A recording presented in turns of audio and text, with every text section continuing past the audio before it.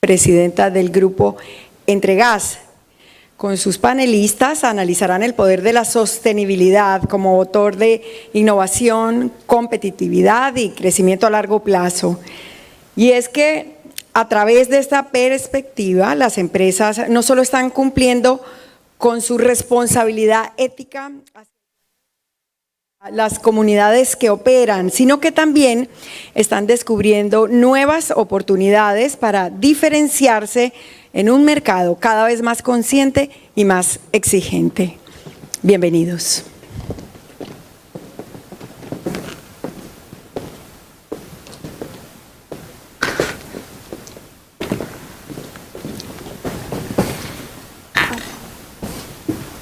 Falto yo. Falta una silla, ¿no? Sí.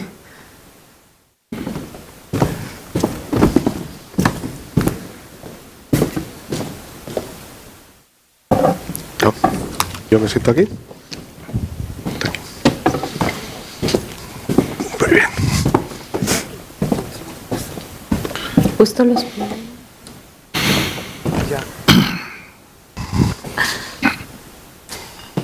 ¿Estamos?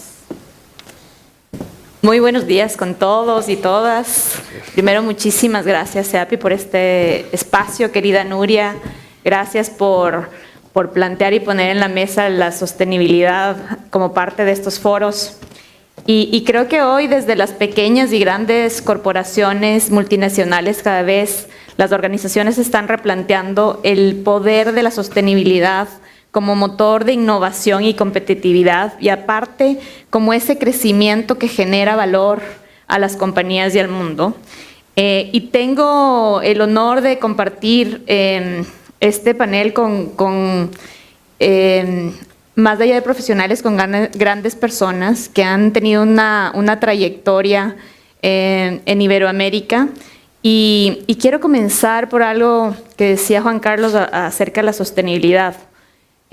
Algo que nos pasa muchísimo, sobre todo enfocados más en América Latina, es que cuando hablamos de sostenibilidad, siempre nos planteamos sobre qué base comenzamos, si por la parte social o la parte medioambiental. Todas están conectadas, pero creo que por regiones sí tenemos ciertos focos de atención, y creo que en América Latina ese foco social es evidente. Así que quisiera comenzar dándole paso a José Medina, y quiero contarles un poco primero de José y su trayectoria. José Medina Mora es presidente nacional de Coparmex, fundador y presidente del Consejo de Administración de Compus Soluciones, presidente nacional de la Confederación Patronal de República Mexicana, licenciado en Ingeniería Civil de la Universidad Iberoamericana. Cuenta con 2 maestrías, un doctorado profesional por la Universidad de Stanford, así como una maestría de la Universidad Panamericana. Campus de Guadalajara, en el 2007, la empresa Expansión lo coloca como entre los 100 empresarios más importantes de México.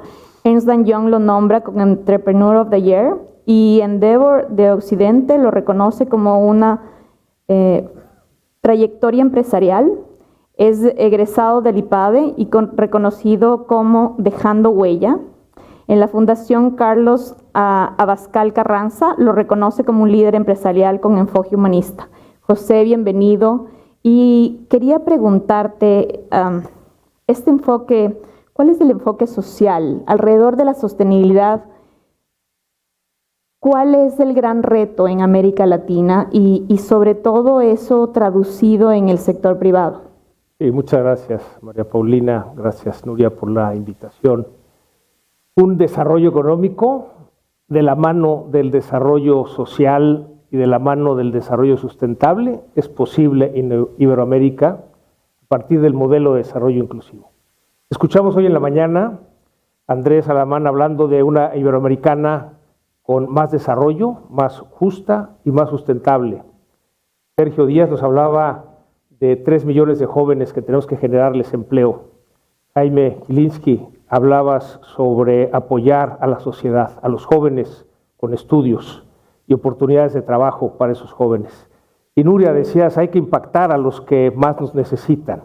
poner a las personas por delante. Antonio Huerta de Manfre nos hablaba del desarrollo social y la inclusión como gran reto. Stanley Mota nos hablaba de la educación y el largo plazo como elementos fundamentales.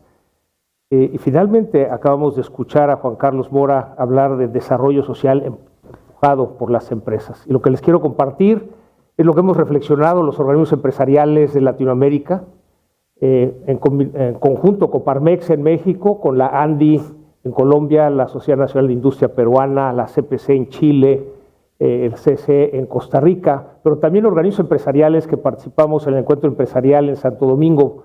Platicamos de un modelo de país para Latinoamérica diferente a lo que tenemos ahora. Un modelo de país en donde tiene que haber desarrollo económico, pero tiene que ir de la mano del desarrollo social, que nadie se quede afuera, y de la mano del desarrollo sustentable, es decir, utilizar los recursos responsablemente, los recursos de la naturaleza. Y el desarrollo social incluye la educación de calidad, la salud para todos, la vivienda digna y un salario digno. Desde luego, el modelo de país para Latinoamérica pasa por tener Estado de Derecho, por un avance en la democracia, por respeto a las libertades, por defensa de los derechos humanos, por una actuación ética e íntegra y desde luego con seguridad, justicia y paz. Pero lo más importante para este foro es, ante todo eso que nos plantearon al inicio, en la inauguración y en los paneles anteriores, ¿qué es lo que podemos hacer nosotros como empresa? Y lo que vemos y compartimos los organismos empresariales en América Latina es a la empresa como vehículo del cambio. Es decir, ¿qué es cuando vemos estos grandes desafíos y cómo vamos a mejorar la educación de calidad? Bueno, quizá eso le toca al gobierno, pero ¿qué nos toca a nosotros en cada empresa? Algo de lo que nos dice la Agencia de Evaluación de la Pobreza Multidimensional en México es que los trabajadores que están en nuestras empresas y que dejaron la educación formal para incorporarse a la vida laboral, les va a llevar 3 generaciones el volver a tener educación formal, es decir, que no les tocará ni a ellos ni a sus hijos, serán sus nietos. Pero ¿qué pasa si cada empresa tomamos esa responsabilidad y acompañamos a nuestros trabajadores a completar esa educación formal? Lo lograremos en una sola generación.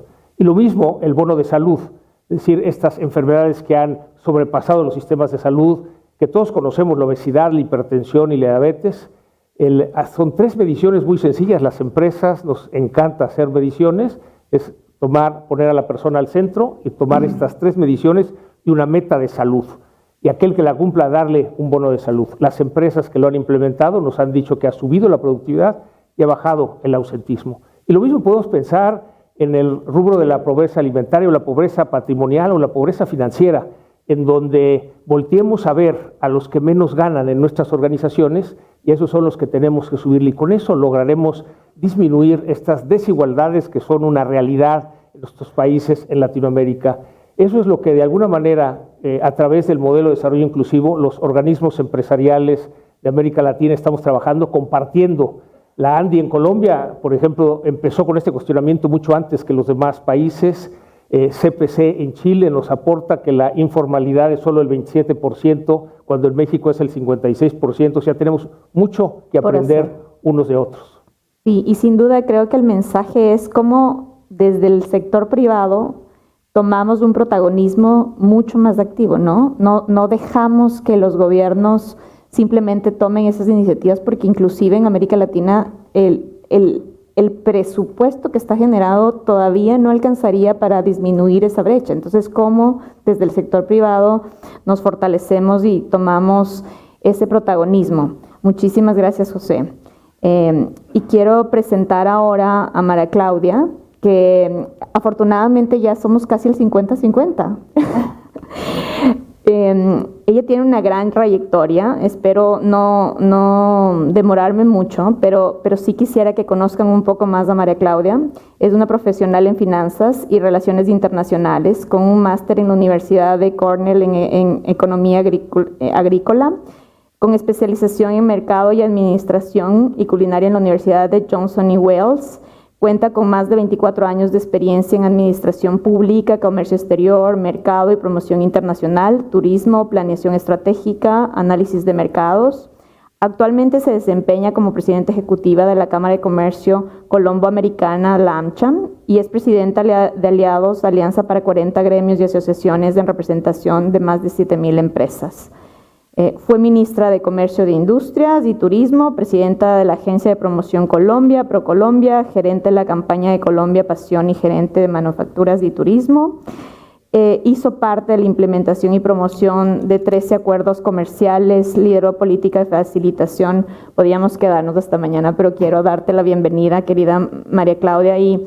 Y alrededor de lo que estábamos hablando como la base, ¿cómo se puede generar impacto, transformaciones importantes para construir el futuro a través de reducir la deuda social que existe en nuestros países? Muchas gracias, Nuria, por la invitación, a Jaime y al doctor Isaac, que también comparto, fue mi jefe en algún momento de la fortuna que tuve en el camino. O sea que muchas gracias por estar aquí presente y por invitarme a ser parte de este panel. Yo voy a retomar las palabras que estaba mencionando anteriormente, que está relacionada con el tema de cómo hacer la injerencia desde el punto de vista empresarial y teniendo en cuenta la necesidad de los países y la desigualdad que hoy en día cuentan todos los países de Latinoamérica. Los empresarios, y solamente recordarles, los empresarios son de largo plazo, los gobiernos son de 4, en algunos países son de 5, y eso no se puede olvidar por parte del sector empresarial. Eso lleva a una responsabilidad, y una responsabilidad que no solamente está en el ámbito de generar utilidades, porque sí es una responsabilidad que las empresas sean con beneficios de generar utilidades. Adicionalmente, tiene que no solamente generar utilidades, sino generar utilidades constantes, porque eso es lo único que va a permitir que podamos realmente tener países que puedan trabajar y generar oportunidades sostenibles para los ciudadanos. Y en ese sentido, creo que es realmente importante que evolucione como ha venido evolucionando el tema de la sostenibilidad. Si comenzamos con filantropía en los 50, hoy en día ya estamos hablando de ESG, que de una u otra forma va con otros parámetros, pero tenemos que seguir evolucionando esa injerencia social y pasar de responsabilidad social ESG a un involucramiento y ejecución social, que es diferente y que tiene que tener, como dicen, las manos en el campo. ¿Qué quiere decir eso? Eso quiere decir que en esa responsabilidad a largo plazo que tienen las empresas en los países, tenemos que dejar de construir ladrillos y enfocarnos un poco más en esa responsabilidad social, involucrándonos en dar educación y educación de calidad, para poner un ejemplo. Y hay 3 variables importantes. La primera es la defensa de la democracia. Ahí se necesita el involucramiento del sector privado de forma contundente. No estoy diciendo que hagan política, pero sí estoy diciendo sean partícipes, apoyen y defiendan la institucionalidad de cada uno de los países. ¿Por qué? Porque el libre mercado se da por la democracia y solo el libre mercado nos permite que las empresas puedan tener un desarrollo y una evolución. El segundo es todos los temas de crecimiento. Y aquí hay una variable que para todos los países es parecida, las cifras son diferentes, pero en Colombia, por ejemplo, el 80% del crecimiento lo da el consumo en los hogares. Ese 80%, el 74% es el empleo formal. Y en ese sentido, perdón, el 74% es el empleo formal. Y de ese 74, el 84 se da por el empleo que generan las empresas. O sea, son actores realmente indispensables dentro del proceso de crecimiento y el desarrollo social de los países. El 22% por el crédito y el 4% por remesas, que varía dependiendo de los países. Y el otro 20% por la inversión público-privada. Entonces sí hay una injerencia importante.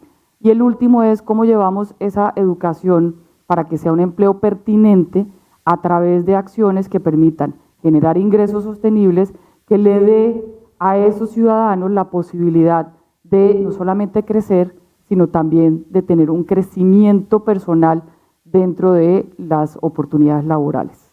Muchísimas gracias, María Claudia. Y yo creo que un concepto crítico que tú mencionas es ESG, que para los que no conocen las siglas es de Environmental, Social and Governance, y creo que el medio ambiente, que es lo que nos ocupa o que lo que está dentro de la mente como parte de sostenibilidad.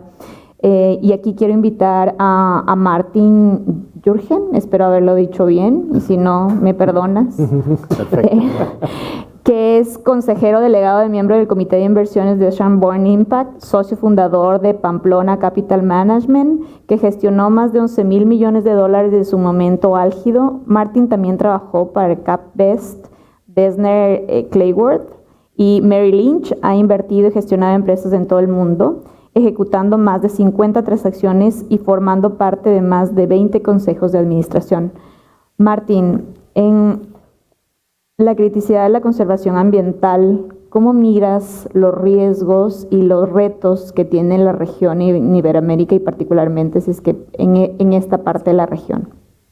Hombre, yo creo que los riesgos y los retos son iguales en todo el mundo, es decir, que el medio ambiente no conoce fronteras y lo que hacemos en Europa impacta a la gente en Latinoamérica y viceversa. El reto más grande para mí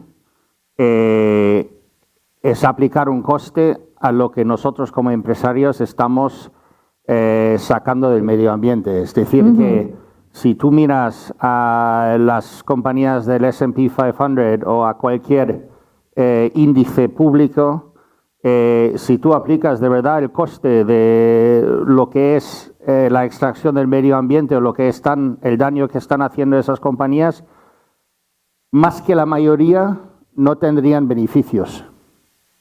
Y eso es un poco una cosa que hay que, como empresario, darse cuenta, que todo lo que hacemos como empresarios, como empresas, tiene un coste medioambiental que no está en nuestros resultados. Y formar o cambiar el sistema y cambiar la forma de pensar en lo que hacemos como empresas y empresarios es lo más fundamental y el reto más importante que tenemos. Buenísimo.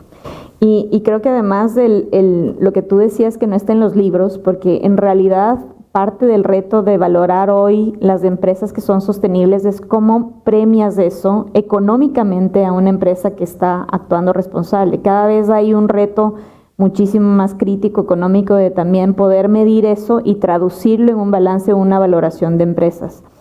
Y yéndome ya un poco con el tema de empresas, quiero presentarles a Manuel Contreras, presidente del Grupo ASBI en España, licenciado en Derecho de la Universidad de Sevilla, con un posgrado en Administración de Dirección de Empresas. Es presidente del Grupo ASBI desde el 1 de enero del 2021, grupo al que se unió en 1995, formándose en varios departamentos para obtener una visión global del negocio familiar de obras públicas. Sucedió a su padre como presidente en el 2005 y fue consejero delegado del grupo desde el 2015 hasta su actual presidencia. Es también presidente del Consejo de Administración de ASBI, miembro del Patronato Princesa de Asturias, del Consejo Directivo de SEAPI y la Junta Directiva de CESUR. Querido Manuel, ¿cuáles crees desde la visión de la empresa privada? Quisiera que nos compartas cuáles son esas historias de innovación y sostenibilidad alrededor de los esfuerzos de la empresa privada que estamos haciendo en Iberoamérica. Bueno, yo pienso, muchas gracias primero por la invitación, que las empresas per se son sostenibles y son sostenibles porque tienen que generar beneficios, como se ha dicho anteriormente, ¿no? Dicho eso, en la vocación está el mejorar cada día lo que nos rodea, tanto lo que es la sociedad como el medio ambiente. Desde el punto de vista medioambiental, te podría decir que cada vez las administraciones son están más concienciadas en proteger lo que nos rodea y el dejar un legado más importante o mejor cuidado a las próximas generaciones. Y desde ese punto de vista, a los que nos dedicamos a la obra pública, las administraciones nos premian esa labor y en la ejecución de los proyectos todo aquello que tiene que ver con el impacto en el medio ambiente se valora, se intenta neutralizar y se mejora. En nuestro caso, pues tenemos muchísimos proyectos donde desde reutilizar neumáticos usados para la subbase de las líneas de ferrocarril, desechos de demolición que se vuelven a usar para mezclas bituminosas, desde experimentar con compañías petroleras nuevos biocombustibles que utilizamos en nuestras máquinas para que puedan ver qué desarrollo tienen. Todo ese tipo de actividades las hacemos. También desde el punto de vista social, cuando nosotros estamos proponiendo a la Administración financiar proyectos que mejoran la calidad de vida de los ciudadanos, donde haces una carretera donde hay un colapso diario y la gente tarda 4 horas en llegar a su casa y mejoras esos tiempos, estás reduciendo la emisión de CO2 y estás mejorando la vida de las personas. Nosotros también desde el punto de vista social intentamos que allí donde tenemos un proyecto involucrarnos en mejorar el entorno social. Por ejemplo, te podría decir que ahora mismo en Uruguay, que estamos desarrollando un proyecto de operación ferroviaria, contactamos con las autoridades locales, intentamos ver cuáles eran las necesidades reales que tenían, y tenían un problema donde había un problema de drogadicción importante y no había ningún centro de tratamiento para mujeres en todo el país.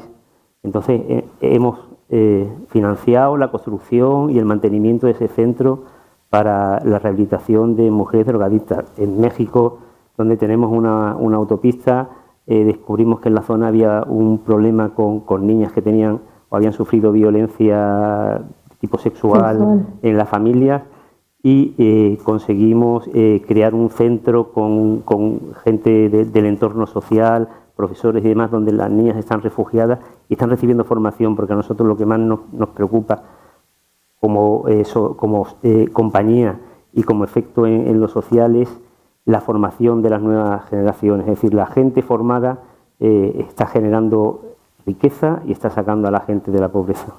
Buenísimo, y además que creo que es súper importante comenzar a vincular a la sostenibilidad no solamente en temas como un valor social o de medio ambiente, sino ese poder de innovación que genera impacto de las dos vías, ¿no? Generando disminución de huella, por ejemplo, en los casos que tú mencionabas, pero también generando valor, porque eso es lo que buscamos las empresas también.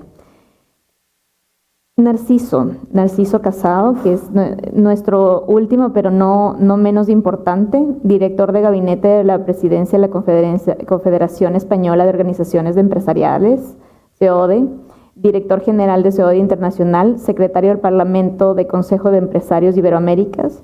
Asimismo es consejero de INSEX España, Exportación y Inversiones, y consejero de la Cámara de Comercio de España. Anteriormente se ha desempeñado como CEO de los cargos de asesor del presidente y director adjunto al secretario general y consejero del Consejo Económico y Social de España, CES. Entre otros, durante 35 años lleva vinculado a COE, es licenciado en Ciencias de Información con especialización en Relaciones Internacionales por la Universidad de Complutense en Madrid. Querido Narciso, bienvenido. Y creo que es fundamental que hoy el sector privado no pensemos en esos esfuerzos solitarios como empresas, sino lo miremos esto como organizaciones mucho más trabajando en conjunto. Y en ese sentido quería preguntarte, ¿cuál crees que es el rol de las organizaciones de Iberoamérica en el sector privado frente a este reto de sostenibilidad en la región? Muchas gracias, Nuria, muchísimas gracias. Es un placer y un honor estar aquí. Jaime también. Decía Nuria esta mañana que Iberoamérica pide paso. Me he quedado con esa frase y la voy a completar con dos grandes amigos que son comunes. Andrés Alamán, que dice que Iberoamérica no ha estado tan viva como ahora y no está jugando un rol tan importante como ahora, y otro de otra buena amiga, que es Rebeca Greenspan, que hablaba siempre de la magia espontánea de lo iberoamericano que nos hace tan diferentemente iguales. Bueno, esto es un clarísimo ejemplo de lo que estamos viendo hoy. Contestando a tu pregunta, yo creo que las organizaciones empresariales tenemos un gran compromiso y tenemos también una gran responsabilidad, y lo comentaba el presidente de Coparmex. Nosotros tenemos una organización como CEAPI que se encarga de sobre todo hacer buenos diagnósticos. A mí me parece que en el tema de sostenibilidad estamos haciendo un buen diagnóstico también con matices iberoamericanos, y me parece fundamental que se haga ese diagnóstico, que se haga ese seguimiento, que podamos pensar un poco también a nuestra manera y buscar soluciones también a nuestra manera, evidentemente coordinados con el resto de tendencias. Y a mí me gustaría también poner sobre el punto, poner un efecto importantísimo que tenemos en la región, y es el efecto redes.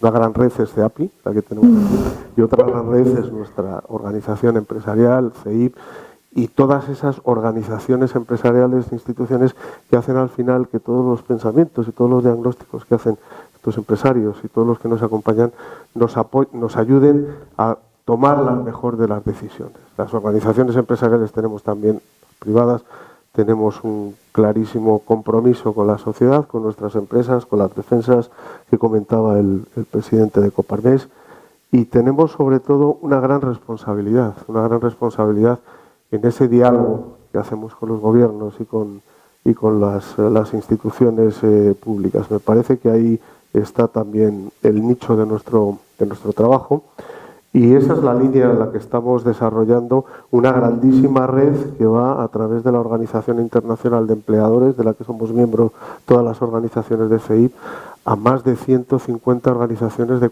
140 países, y eso amplía muchísimo el espectro. No me voy a centrar en los temas de sostenibilidad solamente, porque a mí me parece que el diagnóstico está más que hecho en lo que va de la mañana, pero sí me gustaría hablar de otro de los rasgos que nos caracteriza a las organizaciones empresariales, y es la pedagogía. Me parece que hace falta muchísima pedagogía en nuestras sociedades, en nuestras empresas, para abordar el tema de la sostenibilidad, como se hizo en su momento con el tema de la internacionalización. Y miren las cifras de España, el salto que ha pegado exponencialmente en tema de internacionalización. Y otro gran componente también, nos acompaña el secretario de la OIJ, el trabajo con los jóvenes, el trabajo y la responsabilidad que tenemos también hacia los jóvenes y hacia las vocaciones empresariales, que ha sido también uno de los temas de esta jornada. Por tanto, clave iberoamericana con nuestros diagnósticos, compromiso, liderazgos, importantísimo, liderazgos comprometidos y proactivos. También hoy hay un gran ejemplo aquí de grandes líderes empresariales, y muchísimo diálogo al final. Muchísimas gracias. Y yo creo que aquí lo importante es, y el impacto que decías de los jóvenes, creo que el impacto en la comunidad es crítico, y lo que hacemos dentro del entorno del sector privado también mirar cómo eso genera impacto en la comunidad. Y ahí quiero preguntarte, José, y solamente porque ya le tengo al frente al reloj, quisiera que en ese se tomen un poquito menos de tiempo para que no me llamen la atención. ¿Cuál o cómo crees que están trabajando en un impacto positivo frente a las comunidades locales a través de la sostenibilidad? Y tú me podrías dar algunos ejemplos con los que tú, a través de las organizaciones que perteneces, has generado ese impacto positivo con sostenibilidad. Con mucho gusto. Yo relataría la historia de Eufrosina Cruz, una indígena de Oaxaca, en la tierra a 7 horas de la ciudad de Oaxaca, una población en donde los niños y las niñas solo tienen 6 grados de primaria y un solo salón, un solo maestro, y están destinados a no tener educación. Pero el maestro le infunde una visión a Eufrosina de que hay más allá de su pueblo, y entonces ella sale a los 12 años con unos familiares, se da cuenta que hay secundaria, preparatoria, licenciatura, estudia, regresa a su pueblo como candidata a presidenta municipal, gana, pero no se lo reconocen por ser mujer. Entonces, vete al Congreso local, cambia la ley, hoy hay 19 mujeres presidentes municipales en esa zona de Oaxaca. Pero no contenta con ello, ella, con apoyo de empresarios y ciudadanos, tiene hoy en su pueblo internet satelital, y los niños y las niñas tienen tablets para tener educación hacia el mundo. Lo que nos enseña esto es que el talento está igualmente distribuido, lo que tenemos que trabajar es que haya igualdad de oportunidades. Ese es solo un ejemplo de los miles que hay cuando ponemos en práctica el modelo de desarrollo inclusivo. Buenísimo, muchísimas gracias. Y estoy de acuerdo contigo que eso finalmente atrae este triple impacto. Y ahí quiero enfocarme un poco con María Claudia, porque creo que el triple impacto, para los que no saben, es buscar ese impacto económico, pero social y ambiental, con soluciones o perspectivas de acciones colaborativas. Desde ese punto de vista, María Claudia, en el sector privado, gobierno y sociedad civil, ¿crees que la sostenibilidad contribuye económicamente con una propuesta de triple impacto? Definitivamente. Y uno de los puntos importantes que mencionaba anteriormente, pues definitivamente desde el punto de vista de país, la generación de empleo, el trabajo es el ingreso sostenible para que las personas puedan tener la mejor oportunidad para lograr salir de la pobreza y generar sociedades que sean mucho más equitativas e incluyentes. Y un ejemplo claro de ese triple impacto es, nosotros desde la Cámara Colomboamericana hicimos un trabajo con la cooperación de la Fundación Buffett y 850 empresas colombianas en conjunto con autoridades locales de 3 ciudades, Cali, Bogotá, Medellín. Hicimos un trabajo donde hoy sacamos de primera línea y de jóvenes vulnerables a 9.900 jóvenes que hoy tienen un empleo formal a largo plazo con un ingreso. Y fue un esfuerzo tripartito, donde realmente se está cambiando la percepción, pero al mismo tiempo las oportunidades que tienen estos jóvenes, que si no fuera en conjunto y trabajo mancomunado, sector público, privado, con la sociedad, pues efectivamente no tuvieron una respuesta positiva en esa generación de empleo. Entonces, sí, y definitivamente sí, el trabajo conjunto, tripartito, nos puede llevar mucho más lejos que el trabajo individual que cada uno desarrolla. Sin duda, sin duda.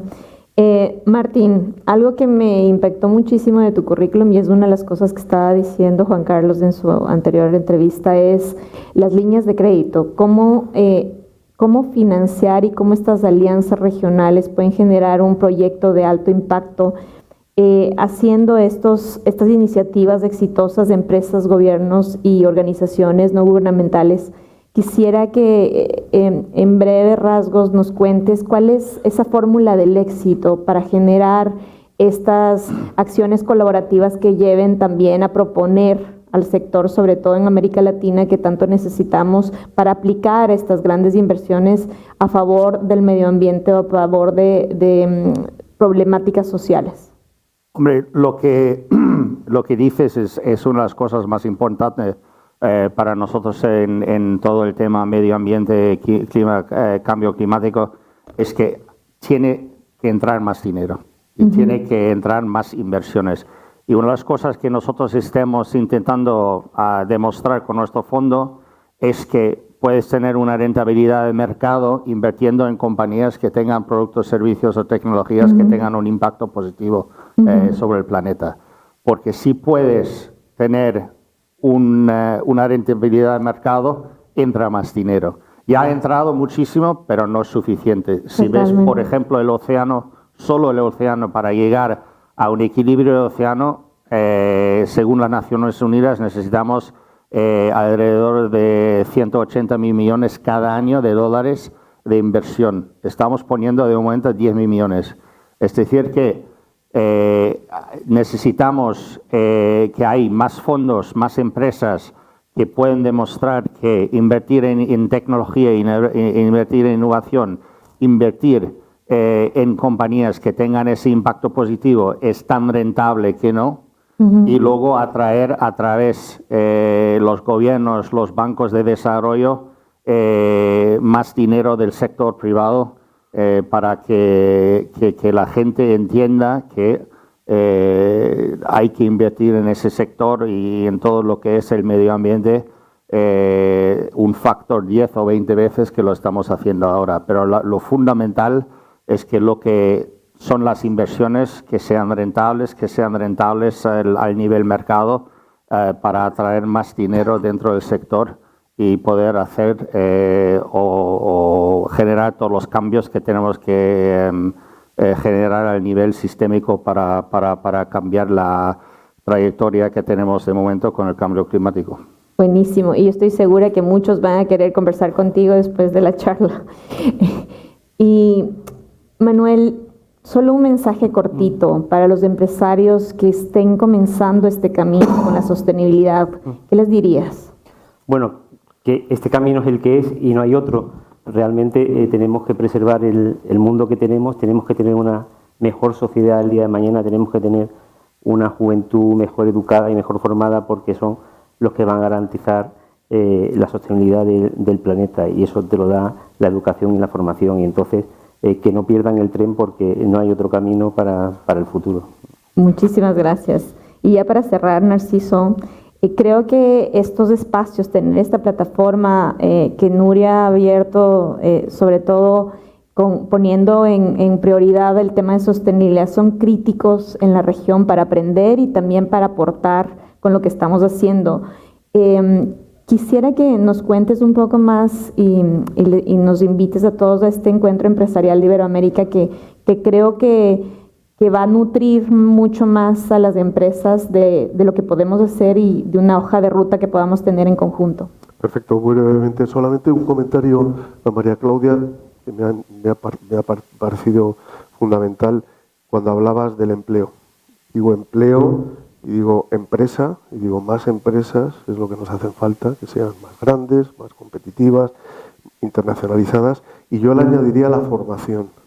Formación, empleo como la mejor herramienta de inclusión social y la única. La mejor apuesta que podemos tener tanto para el Estado como para los ciudadanos es que hayan más empresas rentables. Sí. Cada vez que hay más empresas rentables quiere decir un círculo virtuoso que nos va a generar empleo. Totalmente. Y sobre el encuentro empresarial iberoamericano, pues el encuentro empresarial iberoamericano yo creo que también es una responsabilidad que tenemos los que apostamos por el diálogo, como Nuria, y por ese espacio empresarial iberoamericano que estamos creando entre todos. Y yo me siento muy orgulloso de que sea empresarial e iberoamericano, en clave iberoamericana, como decía al principio. Hace unos años decidimos que había que dar seguimiento a los mandatos y a las recomendaciones de los jefes de Estado y de Gobierno, que hacían una labor importantísima. Miren que yo considero que las cumbres iberoamericanas de jefes de Estado y de Gobierno son la mejor herramienta de integración que existe en el mundo. Nos obligan cada cierto tiempo a reunirnos, y nos obligan y nos cuentan y nos dicen lo que su diagnóstico. Y las organizaciones empresariales y las instituciones como CEIP, como CEAPI, como la OIJ, como FIGE, como muchas que formamos este espacio empresarial iberoamericano, tenemos esa responsabilidad de poder y saber responder. ¿Y cómo se hace? Se hace con el diagnóstico, como decía al principio. Hemos organizado una línea de trabajo que va de entre cumbres y que nos permite a los empresarios y a los representantes empresariales a poder aportar.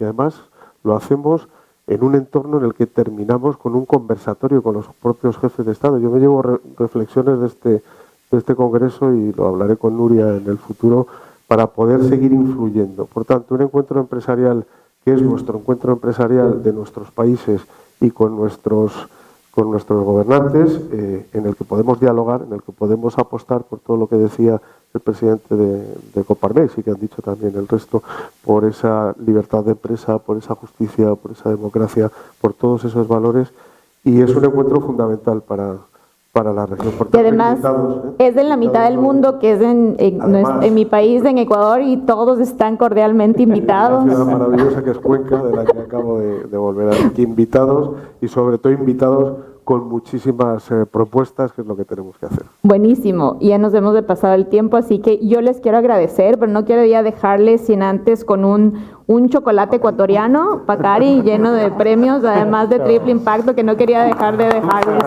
como regalo. Muchísimas gracias. Muchas gracias. Muchísimas gracias. Gracias a María Paulina Romo y gracias a sus panelistas.